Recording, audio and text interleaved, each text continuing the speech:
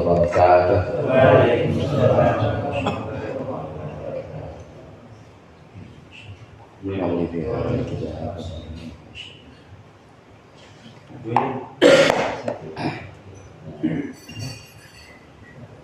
Al-Fatihah. Alhamdulillahirabbil alamin. Ar-Rahmanir Rahim. Maliki yaumiddin. Iyyaka na'budu wa iyyaka nasta'in. Shiratal mustaqim. Shiratal ladzina an'amta 'alaihim ghairil maghdubi 'alaihim waladdallin. Amin.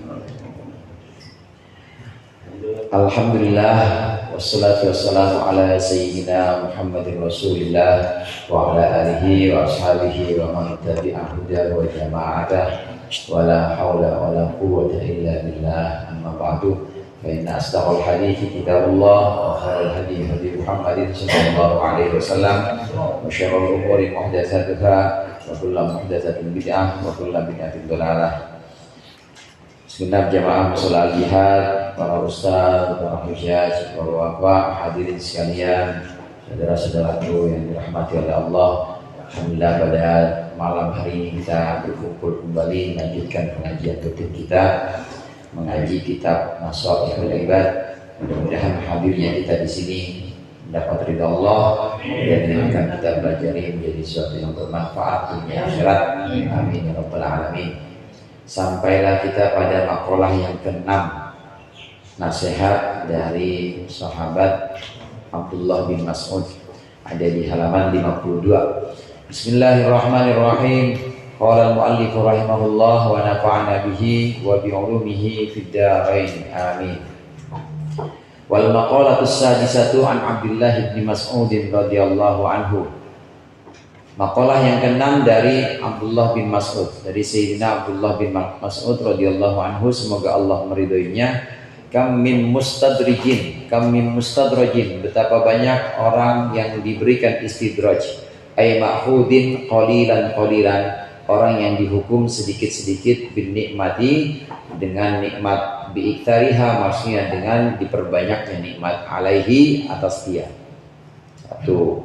Kedua, wa kam min maftunin, dan betapa banyak orang yang difitnah, ay mumtahanin bil balai, maksudnya orang yang diuji dengan cobaan-cobaan, bisanai, dengan pujian, ay bikasrati sana'in nasi, dengan banyaknya pujian manusia, alaihi, pada dia. Dua. Yang ketiga, wa kam magrurin, dan betapa banyak orang yang tertipu, ay mutmainnin qalbuhu fid dunya, orang yang hatinya nyaman, hatinya tenang di dunia, wa ghafilin anil akhirati, dan lalai dari akhirat, bisatri, dengan ditutup, ay bisatrillahi ta'ala, dengan menutupnya Allah ta'ala, uyubahu, akan aib-aibnya, alaihi, atas dia. Maqalah yang ke-6 dari sahabat Abdullah bin Mas'ud. Sahabat Rasulullah SAW ada 3 yang terkenal ulama sahabah, terkenal barisan orang-orang alimnya sahabah. Di antaranya 3 Abdullah ini. 3 Abdullah kadang-kadang disebut sebagai Abadillah. Jamak Abadillah itu Abdullah. Kalau ada 3 orang Abdullah, ada Haji Abdullah, ada Abdullah yang belum haji, ada Abdullah kecil. Nah itu kalau disebutin banyak namanya Abadillah, jamak. Nah sahabat Rasulullah ada yang dikenal sebagai Abadillah. Abadillah ini beberapa orang Abdullah yang terkenal dan dijadikan sebagai tempat mengambil ilmunya sahabat-sahabat yang lain. Yang pertama Abdullah bin Umar, namanya sama-sama Abdullah bin Umar. Abdullah bin Umar ini anaknya Sayyidina Umar. Kemudian yang kedua ada Abdullah bin Abbas. Abdullah bin Abbas ini anaknya Sayyidina Abbas. Abbas ini pamannya Nabi. Jadi jatuhnya dengan Nabi, dengan Rasulullah, Abdullah bin Abbas ini sepupu. Kalau Nabi Muhammad bin Abdullah. Nah kalau ini Nabi Muhammad kan Muhammad bin Abdullah. Kalau ini Abdullah bin Abbas. Jadi Abbas dengan Abdullah abang adik. Jadi Nabi Muhammad dengan Abdullah bin Abbas ini sepupu. Nah satu lagi yang sedang kita baca pesannya ini, nasihatnya, yaitu Abdullah bin Mas'ud. Abdullah bin Mas'ud Ini juga seorang sahabat yang banyak sekali sahabat lainnya ini bertanya dan mengambil ilmu dari beliau, dari Abdullah bin Mas'ud. Pesan dari Sayyidina Abdullah bin Mas'ud yang pertama, kamil mustadrajin, betapa banyak orang yang diberikan istidraj. Istidraj itu orang dihukum oleh Allah, dengan Allah berikan banyak nikmat tapi dia tidak merasa bahwa dia lagi dihukum. Namanya istidraj. Betapa banyak orang yang dihukum oleh Allah pelan-pelan. Dia tidak sadar, tapi justru Allah berikan dia nikmat-nikmat. Allah berikan dia banyak nikmat-nikmat yang tidak putus-putus. Namanya istidraj. Allah memberikan berbagai macam kehebatan-kehebatan, memberikan berbagai macam kemuliaan kepada orang ini. Dia dielulukan masyarakat, dia diberikan kekayaan dunianya. Dia kemudian banyak sekali orang-orang yang sangat menggantungkan hidupnya pada dia, tapi dia sendiri tidak pernah bersyukur terhadap nikmat Allah dan jauh dari Allah. Contoh gampangnya Fir'aun. Fir'aun itu Allah berikan istidraj. Fir'aun tidak pernah boro-boro menyembah Allah. Orang dia ngaku Tuhan, masa Tuhan nyembah Tuhan? Dia ngaku bahwa dia Tuhan. Fir'aun itu ngaku ana rabbukumul a'la. Saya adalah Tuhan kalian yang paling tinggi. Jadi ada Tuhan-Tuhan yang lain, tapi saya yang paling tinggi, kata Fir'aun. Dia merasa bahwa dia Tuhan, Fir'aun. Kemudian tetap Allah berikan Fir'aun ini nikmat. Sehat terus Pak, umurnya panjang. Sakit aja nggak pernah Fir'aun itu. Fir'aun Allah berikan tambahin nikmat lagi. Nikmatnya badannya kuat, tukang-tukang sihir juga takut sama dia, sama Fir'aun. Ditambahin lagi nikmat sama Allah. Dia bisa mengelola dan bisa memakmurkan Mesir. Mesir yang segitu gedenya itu jadi tempat terjadi peradaban di mana orang-orang itu semuanya pada datang ke Mesir semuanya. Jadi jadi negara yang sangat dikagumi oleh negara-negara lain. Ditambahin terus sama Allah nikmatnya. Ini kan Fir'aun bisa aja ngomong dalam hatinya, dia bisa ngomong, lah saya memang nggak pernah dosa, atau saya memang nggak pernah ingkar. Dan bisa saja Fir'aun ini kemudian dia menganggap bahwa mana siksaan Tuhan, mana siksaan Tuhannya Musa, siksaan Tuhannya Musa, hukuman Tuhannya Musa sampai sekarang kok nggak turun-turun juga, dibiarin oleh Allah. Itu namanya istidraj. Banyak nikmat atau banyak kejadian-kejadian dan hal-hal yang luar biasa Allah berikan kepada dia, sengaja Allah berikan dan sengaja tidak Allah kurangi nikmatnya, justru ditambahin lagi. Itu namanya istidraj. Orang maksiat terus, nggak pernah yang namanya baik sama tetangga, nggak pernah yang namanya melakukan perintah-perintah Allah. Jadi sholat nggak pernah, maksiat jalan terus, tapi rezekinya banyak, dia kaya dan dia banyak juga pengikutnya. Kemudian dia merasa, nih gue buktinya sholat nggak sholat kaya, gue buktinya maksiat terus, tapi banyak yang ini kok, banyak yang demen sama gue. Nah dia merasa seperti itu namanya istidraj. Istidraj itu Allah tetap berikan nikmat, Allah tidak berikan siksa, tapi ntar satu waktu pasti akan Allah jatuhin. Sengaja jadi diambulin biar tinggi, nanti tiba-tiba Allah banting ke bawah. Itu namanya istidraj. Betapa banyak orang yang Allah berikan istidraj, betapa banyak orang yang dia terlena, Allah tetap kasih nikmat, Allah tetap kasih pemberian-pemberiannya, sementara dia itu tetap tidak bersyukur terhadap nikmat itu. Ini pesan yang pertama dari Sayyidina Abdullah bin Mas'ud ini, untuk mengingatkan kepada kita, kalau kita udah diberikan nikmat oleh Allah, nikmat kesehatan, maka hendaklah disyukuri. Karena kalau kita nggak bersyukur, dikasih nikmat sehat tapi badan sehat dipakai buat maksiat, dan terus begitu terus, badan sehat buat maksiat, badan sehat buat maksiat, maka itu namanya hati-hati. Kita harus hati-hati bahwa itu bisa jadi sebuah siksaan pelan-pelan. Justru yang lebih baik itu hadirin, kalau kita ditegur oleh Allah dengan hukuman-hukuman. Nggak sholat subuh misalnya, tahu-tahu kepleset, lagi ini jatuh dari motor, nggak sholat subuh, jatuh dari motor, mau berangkat kerja. Nah itu namanya ditegur dari Allah, ditegur oleh Allah, teguran dari Allah datang. Kemudian kita lupa malamnya nggak tahajud, besok yang harusnya parkir dapat 50.000, cuma 30.000. Itu namanya ditegur pelan-pelan, ditegur oleh Allah langsung. Nah orang yang tertipu dengan istidraj, dengan kenikmatan, dia tidak merasa bahwa Allah ini marah pada dia, tidak merasa bahwa Allah sedang menghukum dia. Ini namanya orang yang diberikan istidraj. Ini justru lebih bahaya. Sanastadrijuhum min haitsu la ya'lamun. Firman Allah Subhanahu wa taala, katanya kami akan berikan mereka, kami akan siksa, kami akan hukum mereka pelan-pelan min haitsu la ya'lamun, dengan cara mereka enggak memahaminya, dengan cara yang mereka tidak paham. Kalau ditegur langsung kan kita jadi paham, oh iya saya ada salah. Kalau ditegur oleh Allah dengan musibah misalnya, kita langsung istighfar, astagfirullahaladzim, ini karena kesalahan saya kemarin, ini karena dosa saya nggak syukur pada nikmat.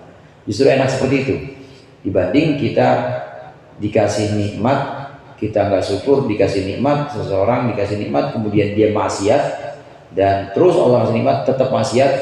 Hati-hati, itu berarti udah istidraj, itu berarti sudah diberikan nikmat tapi tidak merasa bahwa dia itu akan Allah hukum. Banyak gambar-gambar istidraj ini, orang kafir atau orang musyrik, orang yang menyekutukan Allah, dia merasa bahwa doanya itu selalu bukan doa namanya ya, orang ingkar kepada Allah, nggak percaya doa, tapi dia asal ngebatin aja. Ini gue ngebatin doang nih, batin paliset, tahu paliset nggak Pak?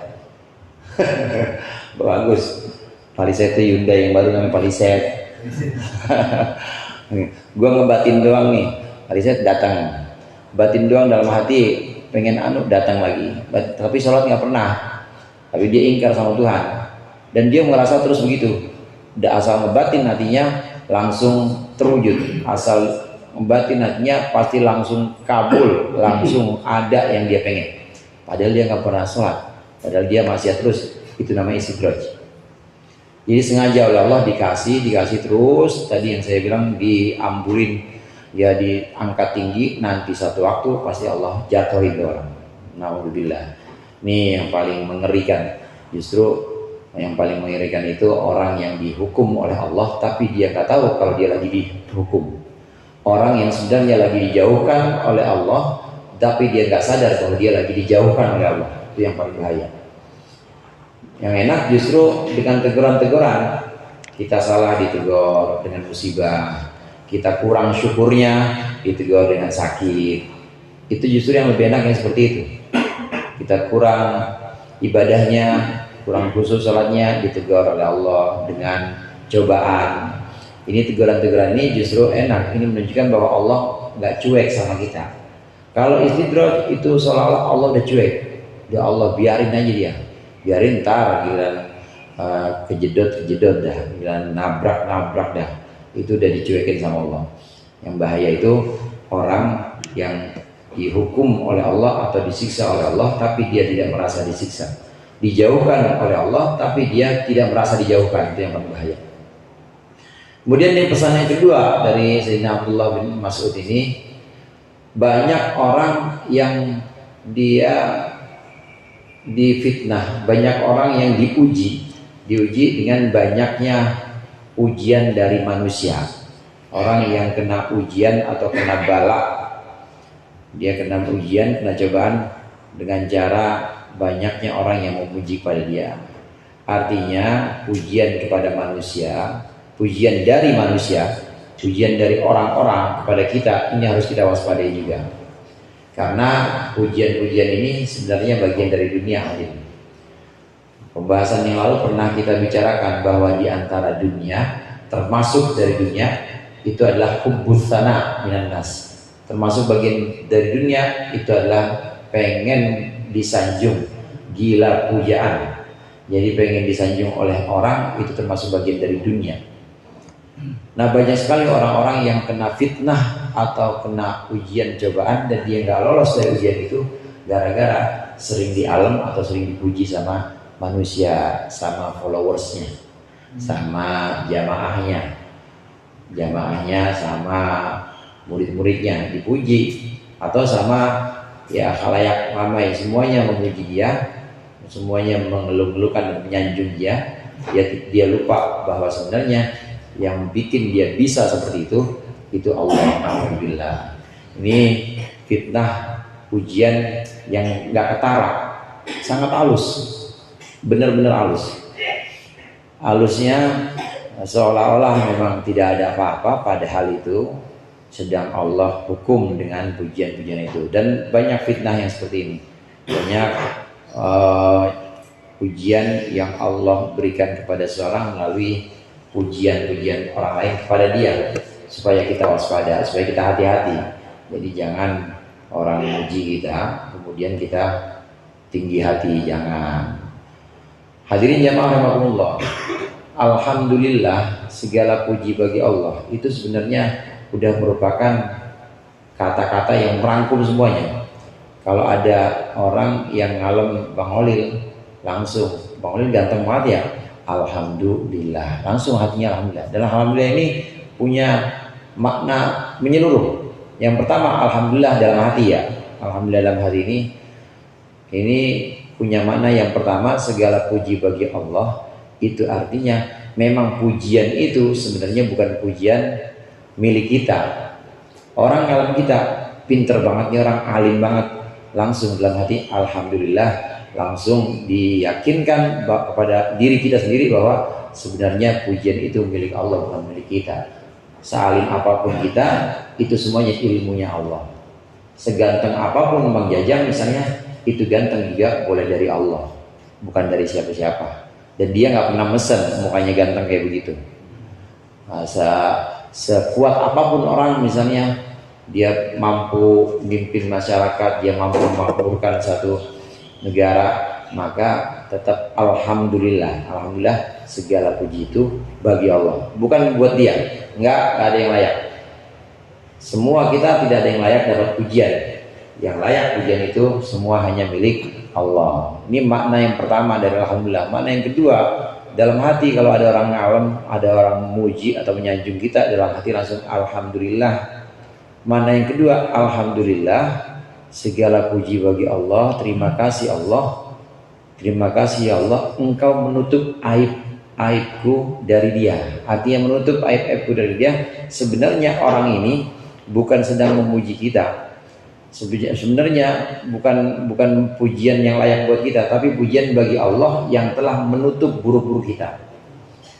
Orang ganteng, alim, banyak pengikutnya, duitnya banyak lagi, semuanya pokoknya sempurna, terus dipuja sama orang, dipuji sama orang, pokoknya nggak ada dah kayak abang di sini, abang doang yang paling hebat.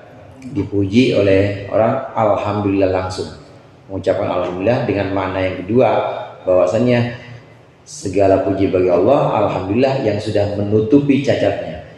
Ini kita yang memuji dia misalnya, kita yang ngalem dia, kaya, banyak duitnya, alim lagi. Ini kan sebenarnya lagi ditutupin oleh Allah, ditutupin cacatnya. Ditutupin cacat-cacatnya. Kan kita nggak tahu, waktu kita bilang dia itu hebat, kita nggak tahu sisi lain dia. Sisi lain. Sama bapak-bapak misalnya memuji itu Ustadz, muji saya gitu ya, Ustadz itu rajin banget ya, istiqomah, Ustadz itu pinter banget ya. Itu sebenarnya bapak-bapak kan lagi ditutupin aib saya, lagi ditutupin cacat saya. Kan nggak tahu saya bangun tidur gimana rupanya, nggak ada yang tahu kan ya.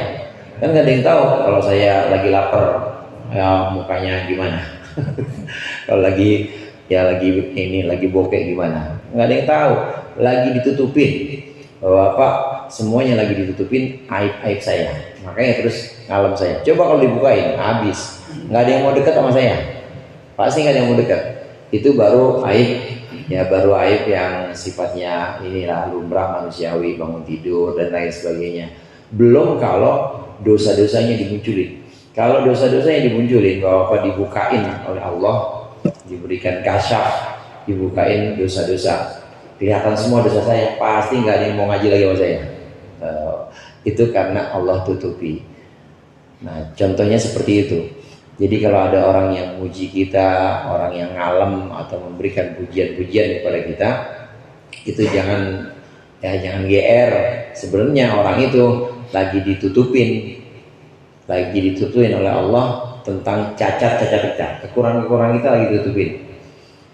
Ini hendaklah pesan yang kedua ini, hendaklah kita ini jangan suka dipuji, jangan mengejar sanjungan-sanjungan dari orang lain, karena banyak orang yang kena fitnah gara-gara seneng pujian. Pesan yang ketiga, betapa banyak orang yang tertipu hatinya, merasa anteng atau nyaman di dunia ini, lupa kepada akhirat. Dia merasa nyaman karena memang Allah tutupi aib-aib dia. Allah tidak buka aib-aib dia, merasa nyaman hati dunia dan lupa dengan akhirat. Maghrur di sini maksudnya tertipu. Hatinya merasa nyaman dengan dunia, ibadah juga nggak pernah. Orang-orang tapi kok tetap dekat sama dia, ibadah maksiat terus, tapi juga orang-orang nggak ada yang mencaci dia, tetap pada hormat sama dia. Ini aibnya ditutup oleh Allah dari manusia. Dia nggak pernah taubat. Ada dua hal di sini hadirin. Yang pertama, ada orang yang ditutupi aibnya oleh Allah, tapi karena Allah memang lagi ngampunin dia, lagi memberikan maghfirah atau menerima taubatnya dia. Ini bagus. Orang yang taubat, ciri-cirinya taubat itu diterima adalah Allah menutupi dosa-dosanya dari manusia. Kalau orang taubat beberapa tahun yang silam, memang dia banyak sekali dosanya, maksiatnya pada Allah, tapi taubat benar-benar taubatan nasuha dengan semua syarat-syarat taubat. Hatinya ya menyesal, tekad kuat, bulat tekadnya tidak meninggalkan lagi, dan juga benar-benar stop, berhenti, nggak pernah yang namanya nengok lagi ke dosa-dosa itu. Ini udah benar-benar memenuhi syarat taubat. Nah, setelah taubat setahun, 2 tahun, sampai puluhan tahun gak ada yang tahu kalau dia itu dulu brengsek. Itu namanya taubatnya sudah diterima. Tanda-tanda taubat terima itu Allah tutup aib atau cacatnya dari manusia. Jadi yang tahu siapa? Yang tahu cuma Allah. Nanti dalam satu riwayat hadis Rasulullah SAW, nanti di akhirat itu ada sebagian orang-orang Islam, ada sebagian orang-orang mukmin yang saat dikeluarkan catatan amalnya, ini malaikat juga melihat perasaan dulu ini ada catatan amal ya. Kata malaikatnya ada, tapi kok hilang gitu aja. Sengaja malaikat ini sengaja Allah lupakan, Allah bikin lupa, dan juga Allah hapus catatan-catatan dosanya karena sudah taubat. Begitu juga Allah buat lupa anggota badannya. Kita akan tahu ayat al-yauma nakhtimu ala afwahihim wa tukallimuna aydihim wa tashhadu arjuluhum bima kanu yaksibun. Nanti di akhirat itu, pada hari ini kata Allah, akan kami kunci mulutnya dan kami jadikan kakinya, tangannya sebagai saksi dari perbuatan-perbuatan mereka. Kaki dan tangan bisa ngomong, Pak, untuk jadi saksi perbuatan kita, termasuk untuk jadi saksi perbuatan maksiat. Untuk orang yang taubat, taubatan nasuha, ini nanti di akhirat tiba-tiba kaki dan tangan Allah bikin gak bisa ngomong, benar-benar gak bisa ngomong, gak bisa bersaksi. Itu kalau taubatnya diterima, taubatan nasuha. Di antara tanda-tanda taubat, memang Allah tutupi aib atau tutupi kesalahan-kesalahan, cacat-cacat orang ini dari manusia, bahkan dari malaikat Allah tutupi, karena Allah sudah menerima taubatnya. Ini yang bagus, ditutup aibnya, ditutup cacatnya, tapi yang bagus karena dia udah taubat. Nah, yang kedua, ada orang ditutup aibnya oleh Allah, ditutup dari manusia, tapi nggak ditutup dari malaikat, ditutup dari tetangganya sebelah, temannya, dari sejawatnya, Allah tutup aibnya, tapi dia nggak pernah taubat. Dia emang terus berkecimpung, bergelimang dalam maksiat, terus maksiat, nggak pernah taat atau nggak pernah ibadah, ibadahnya nggak pernah dilaksanakan, tapi maksiatnya jalan terus. Hanya orang-orang gak ada yang tahu. Jadi Allah tutupin. Padahal dia ahli maksiat, bangun banget. Cuma orang-orang taunya man dia cakap aja. Itu yang begitu yang bahaya. Itu namanya dia Allah tutupi dalam maksiat. Allah tutupi dalam maksiat. Yang bahaya itu Allah tutupi dalam maksiat. Jadi ditutupi oleh Allah dari pandangan manusia dan dari pengetahuan manusia. Orang-orang manusia nggak ada yang tahu jeleknya dia atau dosa dan maksiatnya dia. Orang-orang nggak ada yang tahu brengseknya dia, ditutupi dalam maksiat. Justru ini yang bahaya. Nah, kalau mau mohon kepada Allah jangan ditutupi dalam maksiat, tapi ditutupi dari maksiat.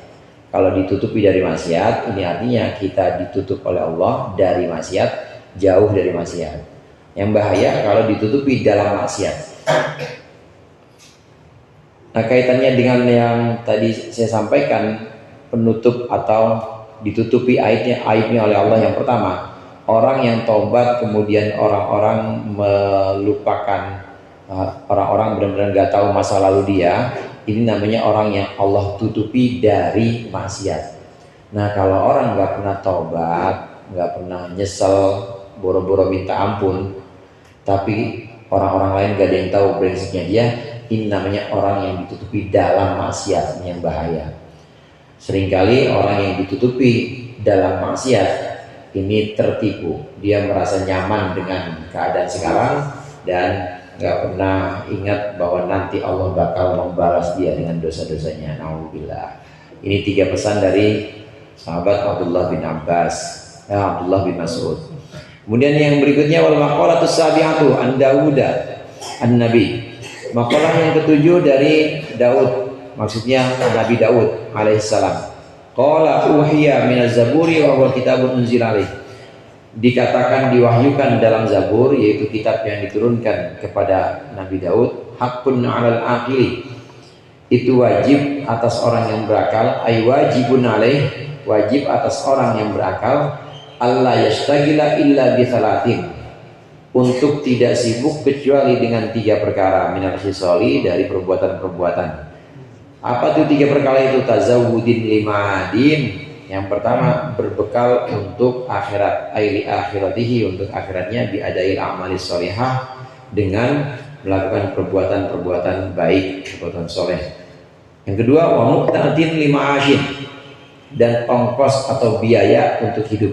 Al-qiyamin bi amri kifayatihi, melaksanakan urusan kecukupannya dia.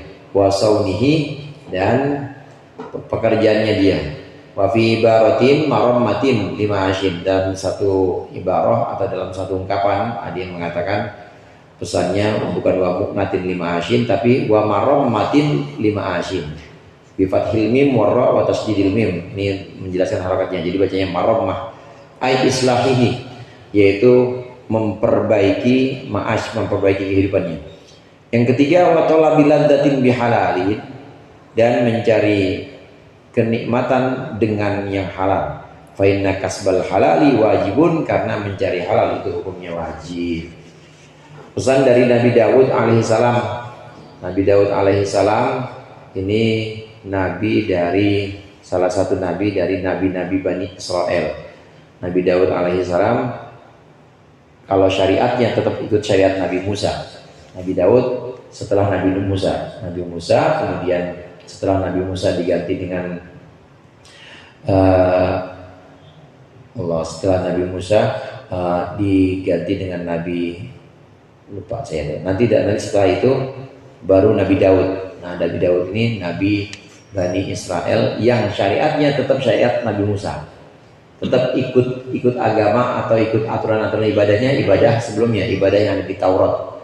Secara urutan, Taurat dulu, Nabi Musa dulu dengan Taurat. Nah, kemudian baru ada Zabur. Nah, dalam Zabur pun Bapak-bapak itu tidak ada hukum. Jadi hukumnya tetap mengikut hukum Taurat. Zabur itu bukan kitab untuk menjelaskan syariat baru, enggak, tapi syariatnya tetap ikut syariat Nabi Musa. Zabur itu isinya pesan-pesan, isinya nasihat-nasihat, dan juga pujian-pujian kepada Allah. Nah, di antara nasihat dalam Zabur ini disebutkan wajib kita yang berakal, orang yang berakal ini ketika hidup di dunia maka harus ingat 3 hal ini. Tidak boleh sibuk kecuali untuk 3 hal ini. Yang pertama yaitu berbekal untuk akhirat. Orang berakal itu artinya orang yang tahu kesudahan. Al-aqilu may ya'rifu bil awaqib. Orang berakal itu orang yang mengetahui akibat atau kesudahannya. Kesudahan kita kalau makan yang santan-santan, makan santan mulu tiap hari sih makan santan. Makanan-makanan yang banyak kolesterolnya, itu kita pasti mikir. Kalau kita orang berakal pasti kita mikir, ini setahun 2 tahun pasti ada akibatnya. Itu namanya akil. Kalau kucing punya pikiran gitu nggak Pak? Punya pikiran gitu nggak tuh kalau kucing? Nggak punya. Makan aja, waktunya lapar dia makan. Kucing waktunya kawin dia kawin. Tapi manusia lihat-lihat siapa yang boleh gua kawinin, kan mikir. Itu namanya akil. Orang yang berakal, orang yang tahu kesudahan. Kadangkala orang yang mengetahui kesudahan, ini kesudahan atau akibat. Akibatnya kadangkala cuma akibat jangka pendek aja.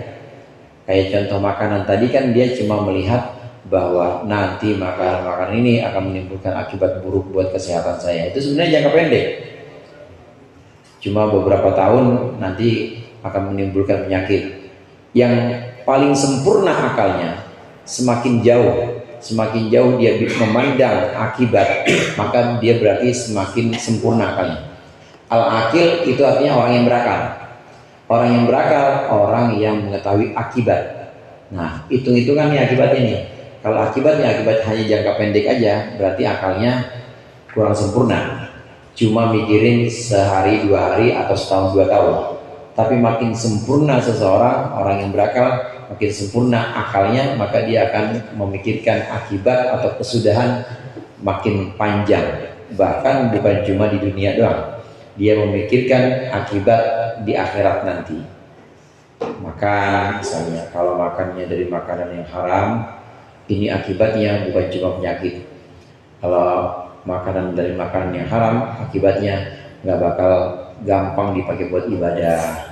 Jadi ibadahnya pasti bakal malas-malasan. Nanti kalau ibadah malas-malasan, setelah kematian nanti nggak ada ibadah yang bisa menemani dia. Terus mikirnya panjang.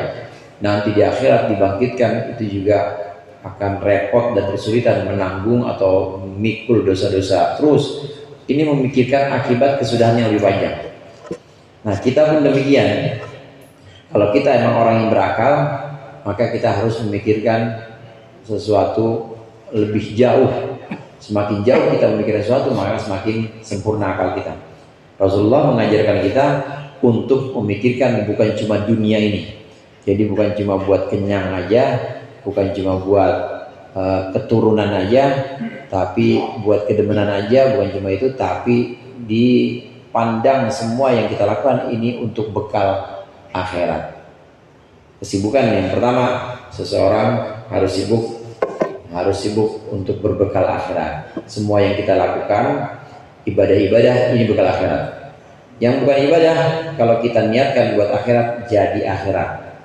Yang kelihatannya bukan ibadah, jualan atau dagang, yang kelihatannya bukan ibadah, datang ke kantor, absen, kemudian nanti sore juga dulu absen. Nah, di antara absen 1 sampai absen 2, absen datang sama absen pulang, ini bekerja dengan sebaik-baiknya, seolah-olah Allah ngawasin dia, itu ibadah semuanya. Jadi semuanya bisa dijadikan sebagai bekal untuk akhirat kita. Perbuatan-perbuatan amal soleh, perbuatan-perbuatan baik, ini kita jadikan untuk sesuatu yang menyibukkan kita. Jadi sibuk yang pertama, harus sibuk melakukan perbuatan baik untuk bekal akhirat. Kesibukan yang kedua, orang yang berakal itu harus sibuk untuk memenuhi kebutuhan hidupnya, memenuhi kecukupan hidupnya. Kifayati. Di sini bukan keinginannya, tapi kifayah itu kebutuhan atau kecukupan. Sekedarnya saja, cukupnya saja. Dia boleh, orang yang berakal itu boleh sibuk, yang pertama sibuk ibadah buat akhirat, yang kedua sibuk memenuhi kecukupannya. Kadang kita sebut memenuhi kebutuhannya, jangan memenuhi keinginan. Karena keinginan itu bisa lebih dari kebutuhan. Tapi kalau kebutuhan, kecukupan aja. Kecukupan kita butuhnya apa, Allah cukupin. Kita butuhnya apa, kita cari, dan kemudian itu udah tercukupi, ya alhamdulillah. Kalau ada lebih, kasih orang. Nah, kesibukan yang kedua untuk kita, boleh kita sibuk. Selain sibuk ibadah, boleh kita sibuk kerja, tapi kerja untuk memenuhi kecukupan kita atau kebutuhan kita. Ini untuk memperbaiki atau untuk membuat kehidupan kita ini layak, boleh. Rambu-rambunya dalam memenuhi kehidupan ini, dalam bekerja ini juga harus diperhatikan. Rambu-rambu syariatnya, harus tahu mana yang halal, mana yang haram. Yang halal dari segi zatnya atau yang haram dari segi zatnya, dan dari segi caranya. Karena benda atau sesuatu itu bisa haram sebab zatnya haram. Yang emang zatnya haram, babi kan emang esensinya dia memang haram. Nah, ada juga yang sebenarnya zat atau esensialnya secara esensi diri sesuatunya itu nggak haram sebenarnya, tapi caranya ya. Beras halal apa haram? Beras halal secara zat halal, tapi lihat caranya. Kalau caranya dengan cara korupsi misalnya, atau dengan cara nyolong, maka jadi haram. Nah, itu diperhatikan juga. Sibuk yang kedua yaitu sibuk untuk memenuhi kebutuhan hidup, boleh. Yang berikutnya tolabil ladzatin bil halal, yaitu mencari kenikmatan dengan cara yang halal. Cari halal itu hukumnya wajib, itu hukumnya fardu ain. Kita kenal fardu ain itu yang ibadah, seperti sholat 5 waktu fardu ain, puasa Ramadan fardu ain, apalagi Pak yang fardu ain? Zakat fitrah fardu ain, haji fardu ain. Jika udah sampai pada tahap mampu, maka fardu ain. Termasuk fardu ain tolabul halal, cari halal itu hukumnya wajib ain. Semua orang harus cari halal, hukumnya fardu ain. Adapun orang yang memang belum bisa kerja, maka dalam tanggungan orang yang ada di atasnya, anak kecil atau istri, ini semua dalam tanggungan suaminya, dalam tanggungan bapaknya. Ini yang wajib cari halal ya bapaknya. Jangan bapaknya ngasih makan anak dengan harta-harta yang haram. Begitu juga suami ngasih makan istrinya, jangan dengan harta-harta yang haram. Mencari halal itu hukumnya wajib. Tolabul halal wajibun, fardu ain. Semuanya harus nyari yang halal. Upaya kita atau usaha kita dengan bekerja, dengan dagang, dan banyak lagi cara ini mata pencarian atau ini penghidupan ini dengan cara mencari yang halal, harus wajib hukumnya fardu ain. Nah, ilmu-ilmu seperti ini atau pengetahuan-pengetahuan ini, pengetahuan tentang zat sesuatu, esensi sesuatu, mana yang halal, mana yang haram, ini termasuk yang fardu ain juga. Ilmu yang fardu ain itu ilmu yang ada hubungannya dengan kita, baik ibadah maupun dengan pekerjaan. Kita dagang, dagangnya dagang sayur atau dagang barang-barang ini bahan-bahan makanan gitu. Maka kita harus tahu juga, harus tahu zat atau harus tahu esensi dari makanan itu secara esensial, atau barang itu hukumnya apa dalam Islam, halal apa haram. Nah, belajar tentang itu juga termasuk ilmu yang fardu ain. Ilmu fardu ain tentang sholat itu juga ilmu fardu ain, yaitu ilmu yang ada kaitannya dengan pekerjaan kita. Mana yang halal, mana yang haram, itu wajib kita pelajari. Jadi mencari halal itu hukumnya fardu ain. Wal maqalatus tsaminatu wallahu a'lam bishawab. Mudah-mudahan bermanfaat. Begitulah yang mohon maaf. Wallahu muwaffiq ila aqwamit thoriq. Wassalamualaikum warahmatullahi wabarakatuh.